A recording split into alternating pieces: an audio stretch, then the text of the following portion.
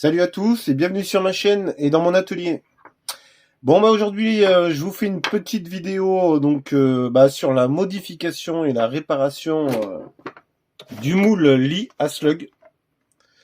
Voilà, hier j'étais en train de couler des slugs et bon c'est une chose que je me doutais qu'il allait arriver hein, parce que ça arrive à beaucoup de monde et puis effectivement la vis c'est pas très costaud.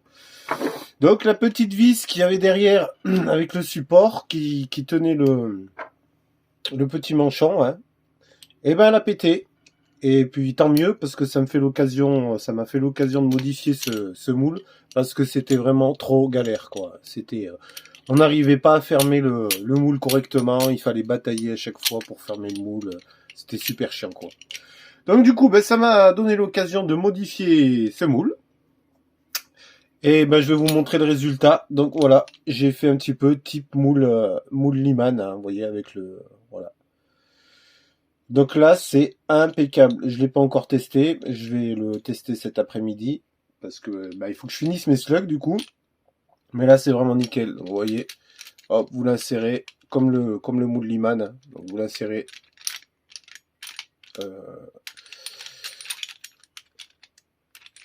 Tac. Voilà, c'est impeccable. Là, ça force pas rien. Voilà, c'est nickel.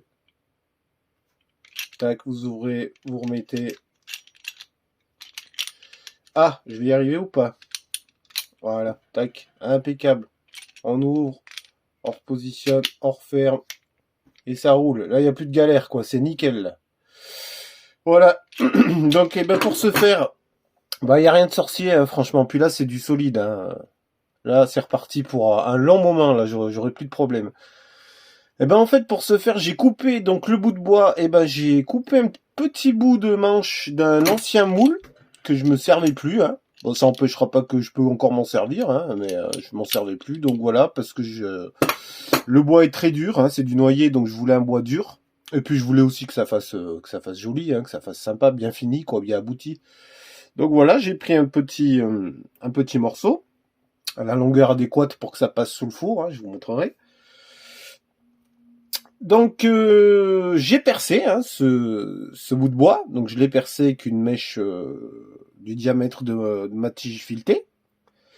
Donc d'abord j'ai inséré une tige filetée dans le manchon, hein, donc un peu plus grosse que celle qu'il y avait d'origine. Donc ça a forcé un peu mieux, ça a refait le filetage comme il faut. Donc voilà, je sais plus, je crois que c'est du 4 ou du 5 la tige filetée. Enfin bon, après si vous voulez le faire, vous voyez bien. Hein. Donc j'ai vissé ma tige filetée à fond, bien à fond. Et j'ai mis un écrou et un contre-écrou. Vous voyez, j'ai mis un écrou bien embuté jusqu'à la base du moule là, de l'ergot. Et j'y ai vissé un contre-écrou bien serré. Et j'ai rajouté de la colle, sur le filetage, j'ai rajouté de la colle haute température. Donc j'ai mis un petit peu de colle dans le trou de l'ergot, un petit peu sur ma tige filetée. J'ai vissé le tout bien à fond et j'y ai fait péter un écrou et un contre-écrou. Voilà, bien serré, là ça bouge plus. Ensuite j'ai percé donc mon manchon en bois et j'ai vissé à l'intérieur, j'ai vissé l'ergot dans le manchon en bois. J'ai percé à peu près jusqu'à là, presque au fond.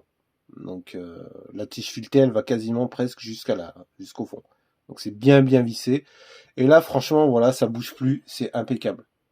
Là, pour chauffer le moule, je pense que je vais utiliser, chauffer un petit peu l'ergot.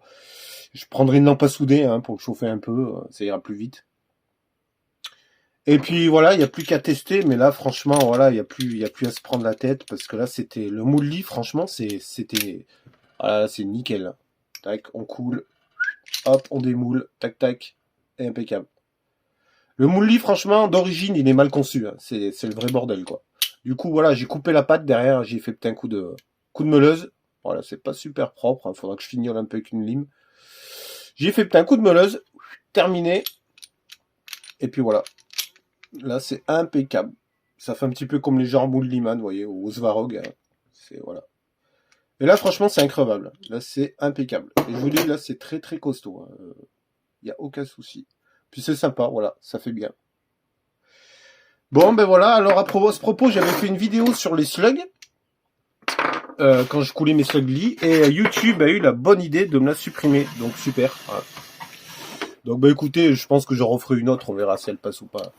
Donc voilà, je vous montre juste que ça passe bien en dessous. Hop, tac, voilà. Donc vous mettez, hop, impeccable. Ça me fait même un petit support. Si je veux, je le pose. Voilà, ça me fait un petit support. Mais bon, j'aurais dû le faire peut-être un petit peu plus long.